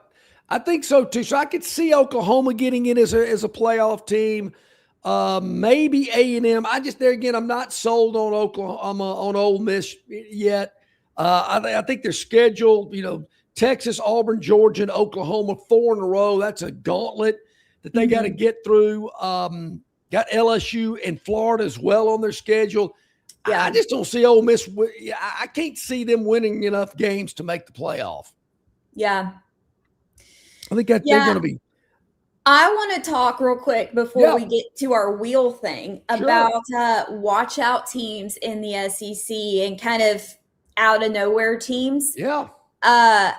Kentucky being one of them. Yeah. I'm really, really high on Will Stein. He really won me over with the "we're going to win because me" statement. Yep. And then Kenny Minchie, I think, is going to be a great fit there at quarterback.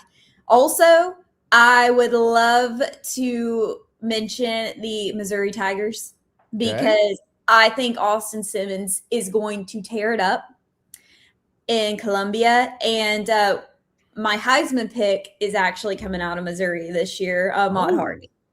Now, they do have a week 3 game against the Trojans of Troy. That's a big watch-out game for Missouri. Yeah. Big watch-out game. All right, before we go right to the last break and get to the Victoryland 777 topic, Will, we did have a question for you that someone asked me to ask you. Did you go to high school with Trevor Lawrence? 100%. He was my high school quarterback. There you have it. Yeah. See, Gurn Sr. is very good into research. Mm-hmm. And so he knew that you were from Cartersville, Georgia. He asked, he says, "Is Lindsay from Carter?" I said, "Yes, I believe she is." I was a class of Trevor Lawrence was her quarterback when she was in high school. I said, "I certainly will." I didn't play on the team. He was not I was not on the football team, but he was my high school quarterback. We went to the same school. I was class of 2017. He was class of 2018.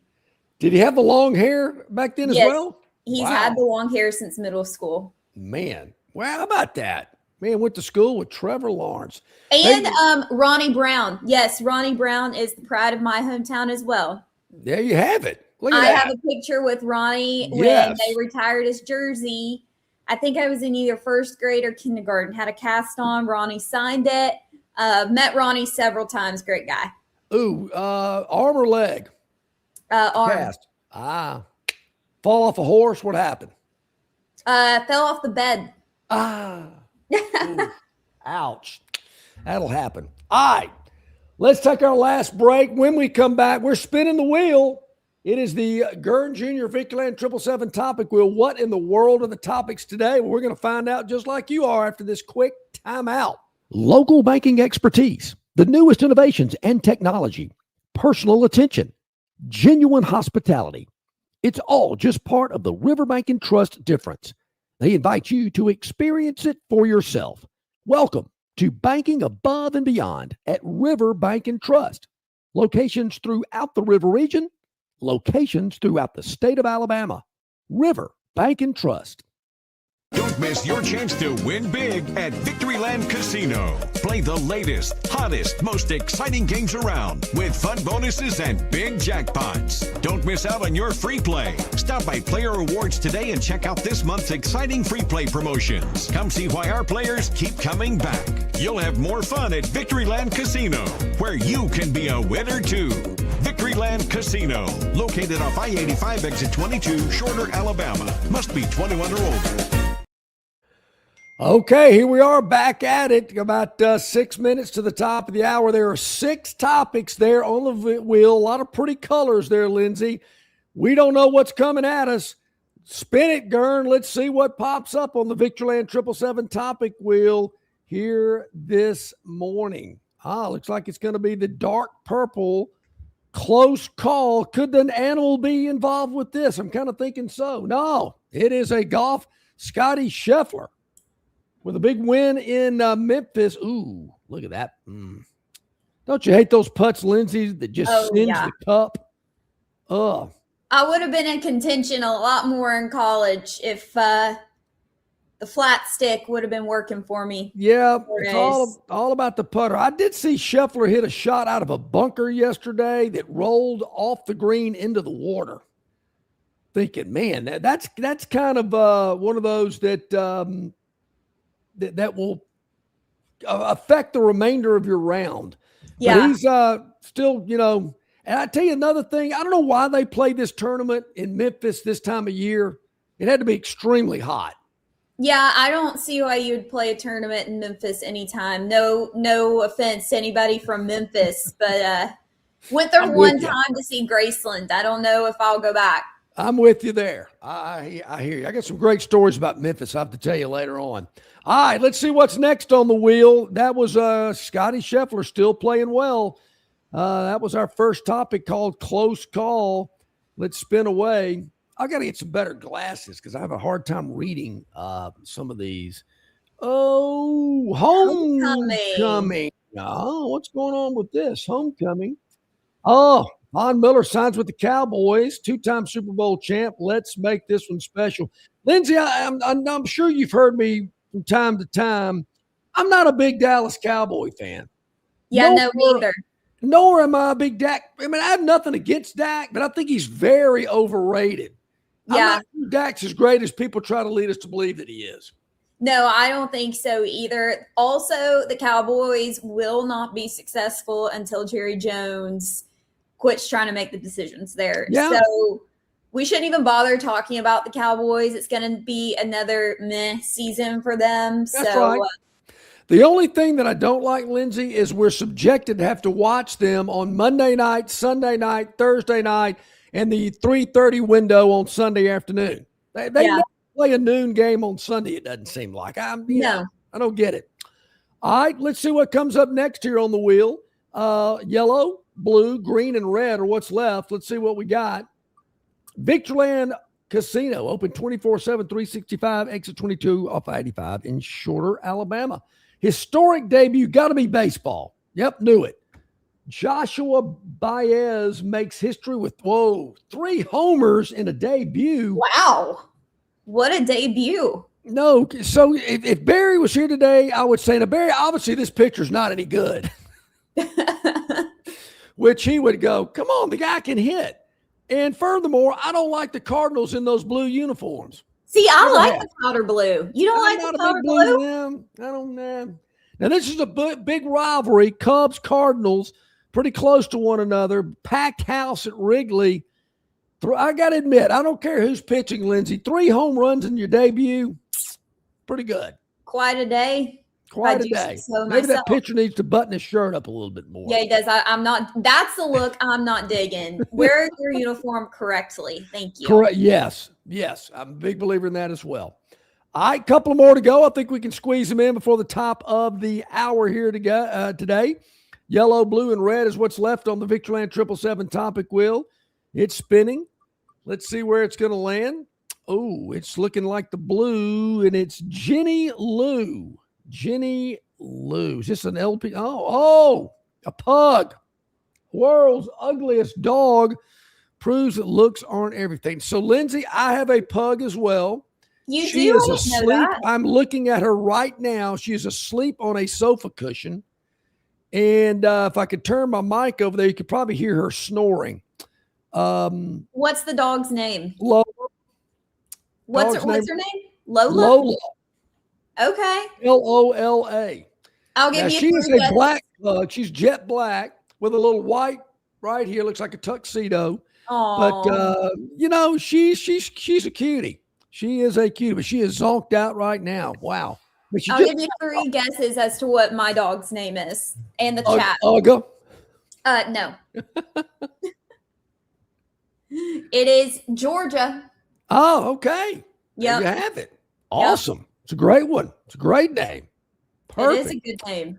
All right. 2 more to go. Let's spin away, see what we got left on the Victoryland 777 topic wheel. It's going to be the red panel, which is off to the races. Is this the race in D.C.? The Indy race it's going? No, it's another animal race. What do we got here? Corgis. Oh, let's see. We got some video here with this Gurn. Oh, they got to see these dogs. Look at this. Oh, boy. Woo. Wait, they're out of their lanes. Wait a minute. What's going on here? Oh, that's a photo finish. Oh, definite photo finish here with the dog race. Oh, goodness. Oh, man. It's like at halftime at basketball games, they have these toddler races and these babies crawl across the floor. I love a good dog race. That's awesome. All right. What's our last one here today? We're going to squeeze it in. Our last topic here on the Victoryland 777 topic wheel. It's always the blue panel. Don't know why, but the blue panel always pops up. We got to spin it to make it official. At least that's what the judges tell us. And it's going to be Pioneer. Pioneer is our topic. Tommy John passes away. Yeah.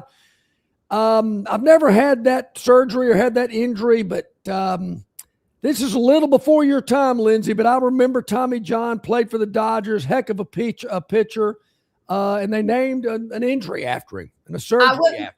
That's one thing I wouldn't want named after me, John. No, I am with you on that. All right, so the clock on the wall says we're getting time to wrap it up. Lindsay, I cannot thank you enough for hopping on with me today. We'll definitely do this some more. And based on the comments on the River Region Straw chat line, you were very popular today. That means certainly will be invited back on a regular basis when the viewers and the listeners like what they see and hear. So we really appreciate that. I know we'll be together later this week on CBS 8. Looking forward to that. Got a lot coming up as football season gets ready to begin. So that ought to be a lot of fun. Some preseason specials, I believe, correct? Preseason specials, regular Wednesday segment. We got Lace Up this week. We got all kinds of stuff. So you'll get plenty of Lindsay and John. Yeah, look forward to that. Going to be great. All right, Lindsay, once again, thank you so much. Thanks to Gurn Jr. back at Network Control, Gurn Sr., who was on in hour number 1. Have a great day, everybody. Barry's back tomorrow. We'll be getting it going with Brian Matthews and Travis Ryer will join us tomorrow. Thanks again, Lindsay. See you later on this week. Bye to everyone.